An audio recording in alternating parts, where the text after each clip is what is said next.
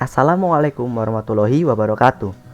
Selamat siang untuk Ibu Feni selaku dosen dari Sukses Skill dan juga teman-teman saya yang telah menyempatkan untuk hadir di tempat ini. Oke, pada hari ini saya akan menyampaikan materi tentang komunikasi efektif. Sebelum kita lanjut ke materi, perkenankanlah saya untuk memperkenalkan diri saya. Saya Ayu Pangestu Ari Wibowo dari kelas S1 Teknologi Informasi 04 dengan NIM 20 82 1026. Oke, kita lanjut saja ke materinya. Di sini sudah ada slide komunikasi efektif bagi kelompok 2. Yang pertama itu, sebelum kita membahas tentang komunikasi efektif, hendaknya kita mengetahui secara jelas apa itu komunikasi. Komunikasi sendiri secara etimologis berasal dari bahasa Latin communicare yang sudah saya highlight di sini. Ini bacanya adalah communicare, yang artinya adalah menyampaikan.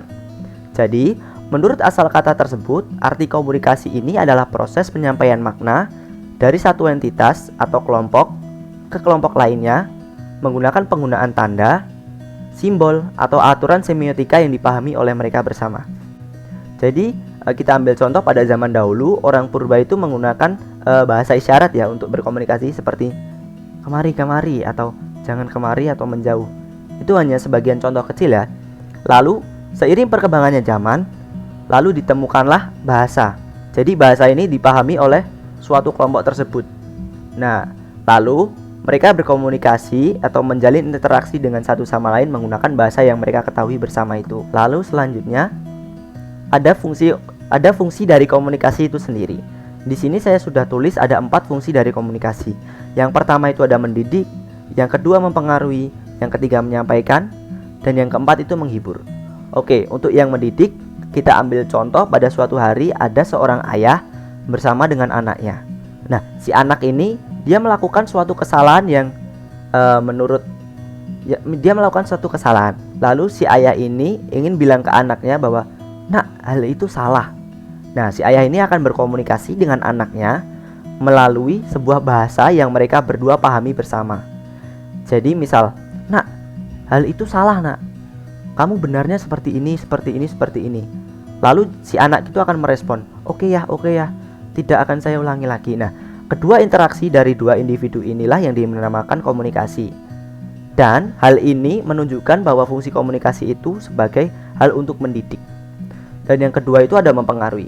Di sini saya ambil contoh mempengaruhi secara buruk ya. Misalkan ada remaja bergabung dengan sekelompok remaja lainnya.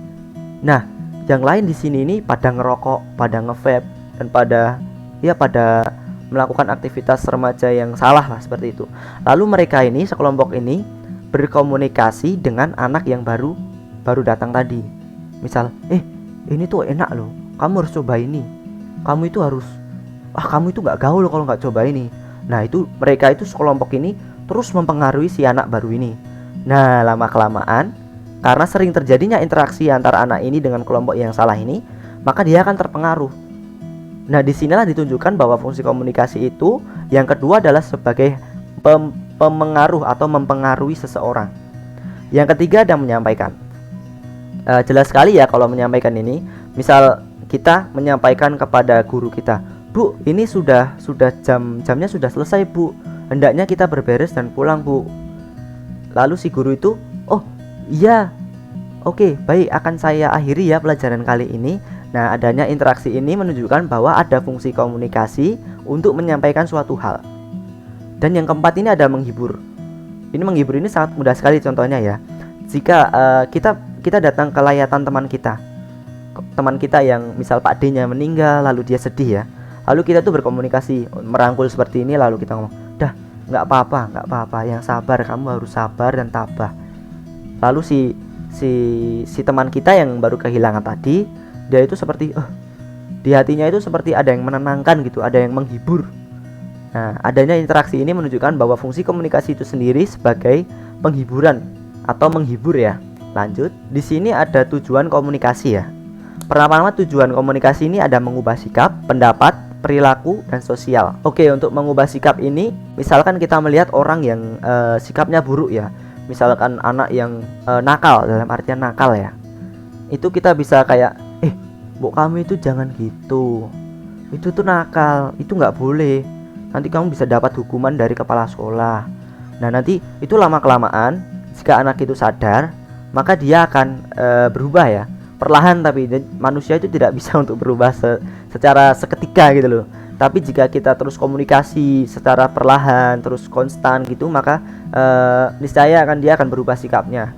Lalu untuk mengubah pendapat, misalkan ada satu orang yang kekeh, misalkan saya ambil contoh saya sendiri ya, saya berkomunikasi dengan teman saya, misalkan, ikan tuh nggak bisa tidur gitu. Terus teman saya memberi pendapat dia, kita berdua saling komunikasi nih, ikan tuh bisa tidur loh, nih contoh-contohnya, nih buktinya, nih ada di web ini. Nah ini ada saling komunikasi di sini. Nah pendapat saya ini lama kelamaan akan berubah seiringnya dia yang memberikan komunikasi bersama dengan fakta. Lalu untuk perilaku ini sama dengan halnya yang anak nakal tadi ya, cuman dia ini lebih ke perilakunya. Jadi misal dia suka perilakunya itu buruk sekali, misal dia tiduran di kelas, terus di kelas itu kayak gelotean meja, gelotean itu kayak memukul-mukul meja itu. Nah nanti dibilangin tuh, di adanya komunikasi dari dua orang, jangan gitu, itu berisik, terus jangan tidur di kelas, nanti kamu itu ketinggalan pelajaran. Nah itu nanti lama kelamaan dia akan merubah dari perilaku dia sendiri. Lalu untuk sosial ini kita bisa ambil contoh sebagai saya di sini itu sebelumnya pada saat SMP itu saya sangat penyendiri ya. Lalu teman saya itu datang terus kayak mengajak saya untuk yuk kita keluar, kita sosialisasi. Maksudnya kamu itu jangan sendiri terus, kamu harus cari teman gitu loh. Nah pada saat itu lama kelamaan itu pertama-tama saya kayak malu dulu, tapi lama kelamaan saya juga akhirnya bisa membaur dengan teman-teman di sekitar saya. Ini keempat ini adalah tujuan dari komunikasi itu sendiri. Ini dalam artian yang baik ya, tapi ada juga tujuan komunikasi untuk hal yang jelek. Jadi itu semua tergantung dari individu yang memberi komunikasi itu sendiri. Oke, kita lanjut. Yang kelima itu ada keterampilan dalam komunikasi. Jadi komunikasi itu tidak asal kita ngomong terus diberi respon ya.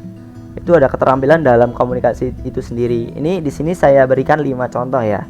Yang pertama itu ada mendengar, membaca situasi, melakukan persuasi, menyelesaikan konflik, dan yang kelima itu ada bertingkah laku asertif ya. Oke.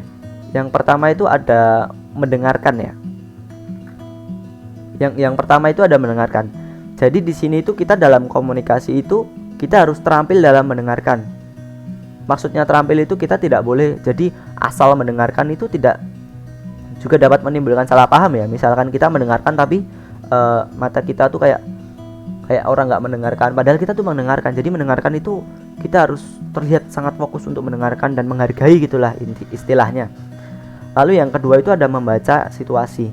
Nah di dalam komunikasi ini kita harus pintar-pintar membaca situasi, karena memang individu satu dengan individu lainnya itu berbeda sifat, berbeda pandangan, berbeda pendapat. Maka hal inilah kita harus pandai-pandai membaca situasi. Misalkan kita harusnya dengan melihat orang yang marah itu kita harusnya tidak marah. Tapi jika kita tidak pandai untuk membaca situasi, maka kita akan menanggapinya dengan marah. Nah kalau marah ketemu marah itu nanti berantem. Jadi nggak boleh ya. Kita harus pintar-pintar membaca situasi. Jika marah ya kita jawabnya dengan yang tenang gitu, yang memberikan dia ketenangan agar marahnya itu reda. Lalu yang ketiga itu ada melakukan persuasi. Nah yang dimaksud dari persuasi ini sendiri adalah kita harus pandai mengolah kata agar kita itu dapat membuat pendengar kita atau orang yang kita ajak komunikasi itu paham dan mengerti, dan lalu ingin nurut atau percaya gitu dengan perkataan kita. Jadi ini kita tidak dicap sebagai pembohong atau penghayal atau yang lainnya yang buruk-buruk gitu. Terus yang keempat itu ada menyelesaikan konflik. Nah di dalam komunikasi ini ada keterampilan yang dinamakan penyelesaian konflik. Jadi jika ada konflik ini, jika kita terampil dalam komunikasi, maka kita akan dengan mudah untuk menyelesaikan konflik ini. Menyelesaikan konflik ini tidak hanya selesai ya, tapi selesai dengan baik-baik, selesai dengan ya masalahnya itu selesai semua, tidak ada yang mengganjal gitu. Dan ini dapat diterima oleh kedua pihak atau pihak-pihak yang mengalami konflik ini ya. Oke, lalu yang kelima itu ada bertingkah laku secara asertif ya. Yang dimaksud bertingkah laku secara asertif itu kita tetap berkomunikasi secara jujur apa adanya, namun juga melihat atau membaca situasi tadi ya, dari teman lawan bicara kita, agar tidak menyakiti perasaan dia atau membuat dia merasa kayak, oh saya ini salah, saya ini tidak berguna. Jadi kita jujur nomor satu itu tetap jujur, tapi juga kita dalam jujur ini melihat, kita tidak boleh dengan jujur ini menghancurkan hati orang. Jadi kita harus terampil dalam mengolah kata-kata lah, istilahnya seperti itu. Jadi misal mau mengatakan bahwa teman kita itu jelek, kita jangan mencaci maki kayak, wih karyamu itu jelek banget, kamu tidak layak untuk membuat sebuah karya gitu. Tapi kita itu baiknya bilang seperti ini, jika karyamu itu sebenarnya bagus, tapi kurangnya ini loh. Jadi untuk kurangnya ini kamu harusnya itu menambahkan ini. Jadi kita itu jujur, kita tidak menyakiti perasaan dia. Dan yang ketiga ini, jika perlu dan baiknya kita itu memberikan solusi dalam masalah dia. Nah seperti itulah dari 5 keterampilan dalam komunikasi. Lanjut. Oke, yang selanjutnya itu ada faktor komunikasi. Di faktor komunikasi ini ada 2, yakni pembicara dan pendengar. Jika cuma pembicara tidak ada pendengar, itu namanya tidak komunikasi, itu namanya berhayal juga ya.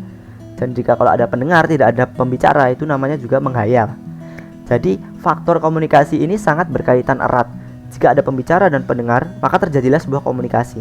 Jadi misal saya berbicara dengan Anda, lalu Anda juga mendengarkan saya, lalu Anda berbicara juga dengan saya. Jadi saling memberikan feedback itu, di situ terjadilah sebuah komunikasi. Seperti itu ya. Selanjutnya itu ada 5 tingkatan dalam mendengarkan. Jadi mendengarkan itu tidak hanya mendengarkan, tapi ada tingkatan-tingkatannya ya. Di sini saya bagi jadi 5 tingkat. Yang pertama itu ada mendengarkan secara empatik. Mendengarkan secara empatik itu adalah kita merespon dengan hati maupun pikiran kepada yang dikatakan oleh lawan bicara kita. Jadi di sini secara empatik itu menurut saya itu kita sepenuh hati gitu komunikasinya. Oke. Lalu yang selanjutnya itu ada mendengarkan dengan penuh perhatian.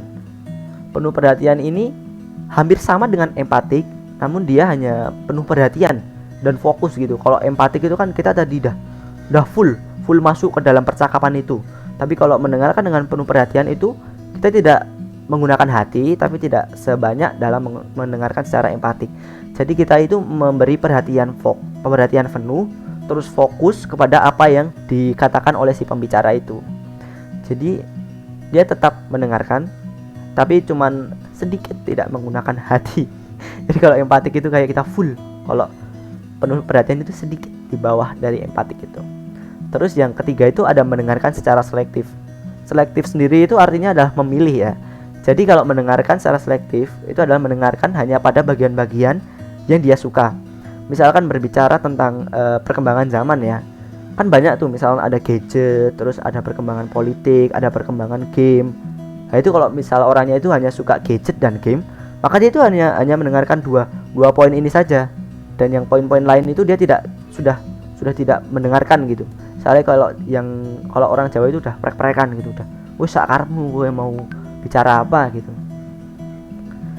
Terus yang selanjutnya ada pura-pura mendengar. Nah ini nih, pura-pura mendengar ini juga ada skillnya ya. Jadi kita itu berbuat seolah-olah kita mendengarkan. Jadi misal ada yang ngomong ke saya itu cuman melihat ke yang lain, itu gak apa-apa melihat ke yang lain terus kayak yang jadi cuman tapi agak masuk gitu loh, cuman asal masuk ke kuping kita dan keluar lagi dari sini gitu. Itu adalah pura-pura mendengarkan. Ini termasuknya sudah keburu ya, jangan lakukan ini. Terus yang terakhir yang sangat jelek itu adalah mengabaikan. Nah ini mengabaikan ini menurut saya akan terjadi jika ada konflik dari kedua orang ini. Jadi misalkan saya ngomong ke teman saya yang sedang ada konflik, "Woi apa kabar?" Terus ngomong, "Yuk besok kita main kesini." Kita udah ngomong panjang lebar tuh, terus dia nanti cuman kayak pelongo atau main HP gitu, atau lihat lain tapi nggak mendengarkan, terus malah pergi. Nah ini masuk ke tingkatan mengabaikan. Nah di tingkatan mengabaikan ini sangat rentan akan terjadinya konflik ya. Jadi harap untuk menghindari yang mengabaikan, pura-pura mendengar dan mendengarkan secara selektif ya. Kalau bisa itu kita itu jika ada komunikasi itu ya secara empatik atau minimal dengan penuh perhatian gitu. Jadi kita itu menghargai akan orang lain, karena jika kita ingin dihargai maka kita harus menghargai orang lain terlebih dahulu, seperti itu. Oke, lanjut. Selanjutnya itu ada kiat mendengar secara empatik. Nah, kiat mendengar secara empatik itu yang pertama ada eye contact. Nah, pada eye contact ini kita harus memberikan kontak mata kepada si pembicara. Misalkan kita sedang berbicara ini. Nah, saya akan menatap mata Anda. Itu bukan berarti menantang ya, atau berarti apalah itu. Tapi itu hanya menunjukkan bahwa kita itu mendengarkan dia secara empatik, secara penuh dengan hati gitu. Jadi saya melihat Anda sedang berbicara, itu menunjukkan bahwa saya itu fokus dengan Anda. Jangan kalau lagi bicara itu kayak mata kita nyeleweng-nyeleweng gini, atau kayak lihat yang lainnya gitu. Itu tidak mencerminkan bahwa Anda itu sedang mendengar secara empatik. Terus selanjutnya itu ada mengangguk dan ekspresif ya, ekspresif. Mengangguk dan ekspresif sendiri itu misalkan gini, misalkan Anda ngomong, itu barangnya bagus ya, terus saya kayak iya itu tuh bagus banget tahu, kayak aku tuh barusan nemu kayak gitu tahu di toko ini, terus tapi harganya mahal, tapi itu tuh gampang rusak gitu. Jadi dia selain mengangguk, terus eye contact itu ada, dan juga ini ekspresi itu dimainkan gitu ya. Jadi kita itu full empatik. Terus yang ketiga itu ada cegah tindakan yang berkesan buruk. Ini yang tindakan berkesan buruk ini, misalkan kita tuh sudah mengangguk, sudah ekspresif, sudah eye contact, tapi itu ada kan orang yang kebiasaannya itu kalau ngomong itu kayak nabok gitu. Ya itu adalah suatu tindakan yang berkesan buruk ya, misalkan tiba-tiba nabok gitu. Itu tidak boleh, itu termasuk berkesan buruk. Lalu yang selanjutnya itu ada ajukan pertanyaan. Di sini ajukan pertanyaan ini jangan diartikan sebagai kita itu gambleh ya. Gambleh itu banyak bicara. Itu bukan ya. Ajukan pertanyaan itu mencerminkan bahwa kita itu menyimak dan kita juga memberikan jawaban atau respon karena kita mendengarkan dia sepenuh hati. Misalkan dia sedang ngomong sedang produk ini. Nah, kita tuh ajukan pertanyaan seperti berarti produknya itu bagus ya, dia itu buatan mana sih, atau dia itu harganya berapa sih. Jadi kita itu kayak memberikan timbal balik. Jadi komunikasi itu terjadi secara maksimal dan secara empatik begitu ya. Lalu yang selanjutnya itu ada memastikan makna dari lawan bicara kita. Seperti yang sudah saya terangkan tadi, bahwa manusia itu satu dari individu lainnya itu sangat berbeda ya. Maka akan rentan terjadinya salah makna dari penyampaian dari si A dan si B ini. Maka kita itu harus memastikan, misal si A ini bilang kayak, oh karya itu tuh jelek gitu. Nah, kita itu harus memastikan maksudnya itu gimana. Jadi maksudnya jelek itu jelek karena dia ini kurang ini dan itu tidak pantas untuk umur segini. Nah, kalau gitu kan kita jelas kan. Jadi itu dia itu jeleknya ini. Jadi gitu kita merasa kalau kita itu jadi jelas gitu loh, tidak dia asal ini jelek, kamu ngatain jelek ya, kamu itu nggak bagus, kamu nggak boleh kayak gitu. Kita juga tidak boleh menghakimi. Jadi kita itu harus memastikan maknanya dulu. Kalau begitu kan jadi enak kan. Jadi kita tahu, jeleknya itu menurutmu tuh yang ini toh. Oh iya. Terus selanjutnya itu ada jangan menyela lawan bicara. Ini tidak sopan ya. Misalkan saya sedang berbicara, ini tasnya bagus, ini komputernya bagus, terus nanti disela seperti, ini loh ada barang bagus banget ini loh. Nah, itu kan akan memberi perasaan ilfil ya. Ilfil tuh kayak ilfil tuh kayak aneh, tidak enak, terus kayak marah gitu loh, kayak gak suka. Kamu apaan sih, aku baru bicara kok kamu salah gitu. Nah, tapi itu dalam hati dia, dalam perasaan dia, walaupun tidak terlihat, ekspresi dia itu akan terlihat gitu. Tidak terlihat secara langsung, tapi ekspresi dia itu akan tipis-tipis kelihatan gitu. Terus selanjutnya itu ada jangan terlalu banyak bicara ya. Ini jadi komunikasi itu terjadi efektif jika ada timbal balik. Tetapi jangan juga kita itu banyak bicara, kayak yang tidak penting juga dibicarakan, yang misal memperpanjang tapi tidak ada maknanya itu dibicarakan. Itu jangan ya. Itu lebih ke membosankan dan membuat orang itu merasa kalau ini orang apaan sih, kayak ngomong terus tapi nggak ada maknanya, atau cuman lama-lamain doang gitu loh. Jadi itu kita harus secukupnya tapi jelas maknanya yang mau kita sampaikan gitu. Oke, selanjutnya ada 3 macam komunikasi ya. Yang pertama itu ada aggressive communication atau komunikasi agresif dalam bahasa Indonesianya. Ada assertive communication. Yang ketiga ada submissive communication. Oke, langsung saja kita Yang pertama itu ada komunikasi agresif. Komunikasi agresif ini adalah gaya komunikasi saat individu mengekspresikan perasaan dan pendapat mereka untuk memenuhi kebutuhannya dengan cara menyakiti atau melanggar hak orang lain. Jadi misalkan dia itu agresif tuh komunikasinya kayak yang, woi, kamu itu harus gini, aku itu butuhnya gini, aku maunya gini, harus gini, gak boleh gitu, harus dengan caraku, kalau gak gitu aku gak mau, harus dengan caraku. Nah ini kan timbul sakit, jadi orang itu sakit hati gitu loh, kayak dipaksa-paksa, kayak hak dia itu dirampas oleh orang yang agresif ini ya. Ini komunikasi agresif ini kalau kemarin yang saya ketahui itu, saya sudah dirawat oleh Ibu Feni, itu komunikasi agresif itu selalu bersikap buruk ya, bersifat buruk. Tidak ada komunikasi agresif yang bersifat baik. Jadi dia itu selalu bersifat buruk karena memaksa, menyakiti dan melanggar hak orang lain. Oke, selanjutnya itu ada komunikasi submisif. Komunikasi submisif sendiri ini perilaku yang berkecenderungan menerima dan bahkan menyerah pada semua hal yang terjadi, sekalipun hal yang dihadapinya merupakan hal yang buruk sekalipun. Jadi menurut saya komunikasi submisif ini berkaitan erat dengan si agresif tadi ya. Jika yang A itu agresif, nggak pasti sih, tapi yang B itu cenderungnya ke submisif. Kalau dia itu memang orangnya ngalahan, kalau enggak ya orangnya itu pasti pergi gitu. Jadi submisif ini dia tidak mementingkan hak dia, tidak mementingkan diri dia sendiri, tapi dia itu full. Kalau istilah saya itu lost gitu. Oke, tak ikut kamu wis, aku ikut apa katamu semuanya wis. Jadi dia tuh kayak submisif, dia itu menyerah pada keadaan gitu ya.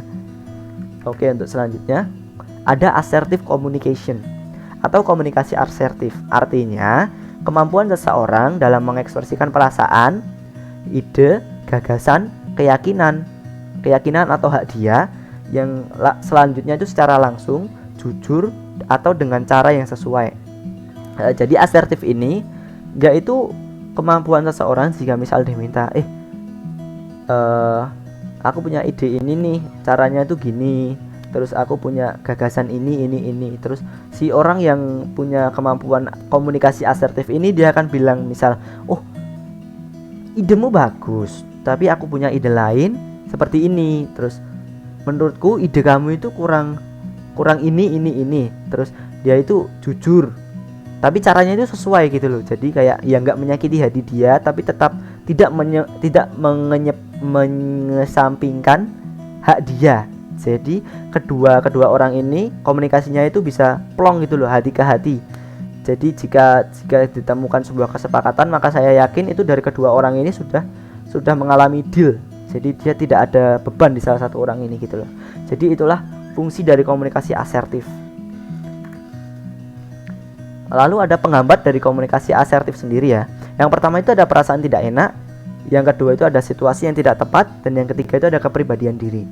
Perasaan tidak enak ini cenderung dimiliki oleh sebagian orang di dunia ini ya, karena mereka itu malu gitu, tidak enak untuk misalkan karya dia ini emang jelek gitu, terus kita ingin menyampaikan bahwa karyamu itu tuh jelek, harusnya bagusnya gini gitu. Nah itu kita cenderungnya itu untuk banyak orang yang saya temui itu termasuk saya itu mempunyai perasaan tidak enak untuk menyampaikan hal itu ya. Terus selanjutnya itu ada situasi yang tidak tepat, misal misalkan saya ambil contoh di UAS ini ya, saya itu sebagai ketua kelompok. Nah itu ada orang yang misal menyampaikan idenya seperti ini, terus saya ingin menyampaikan ide saya, tetapi ini terhalang sebuah deadline. Ini kan sebuah situasi yang tidak tepat ya. Misalkan saya menyampaikan ide saya, maka ini tidak akan kekejar gitu deadline-nya. Jadi ini akan menghambat sebuah komunikasi asertif. Lalu yang selanjutnya itu ada kepribadian diri. Kepribadian diri ini seperti dia malu untuk mengungkapkan pendapat dia, terus dia tidak pede dengan diri dia, terus dia itu kayak kagok atau tidak lancar dalam berkomunikasi dengan orang lain ya, seperti itu ya. Oke, ini sudah selesai presentasi dari saya.